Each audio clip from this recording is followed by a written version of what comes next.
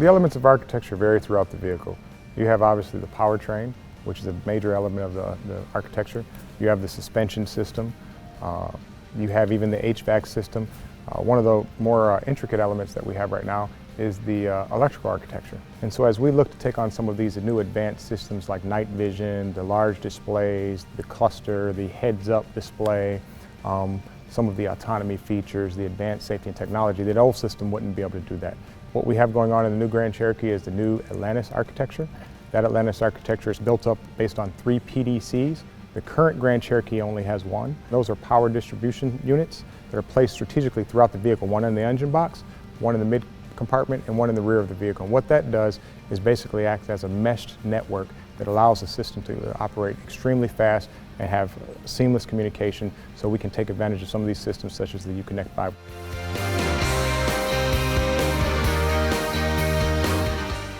Our drowsy driver alert system basically spends the first period of time when the operator is driving the vehicle learning what you're doing. It's basically learning what your driving patterns are. If it sees gross deviations from those patterns, it basically then goes to an alert mode. And that alert mode then displays a coffee cup and says, hey, you have the potential of being distracted, and then it assists you in correcting. Night vision, of another very interesting system.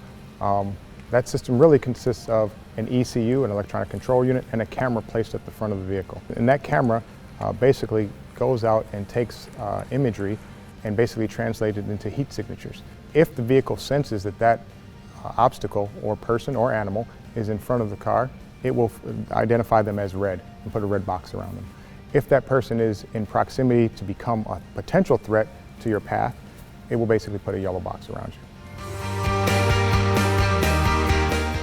Passenger comfort. Well, first and foremost, we think about spaciousness.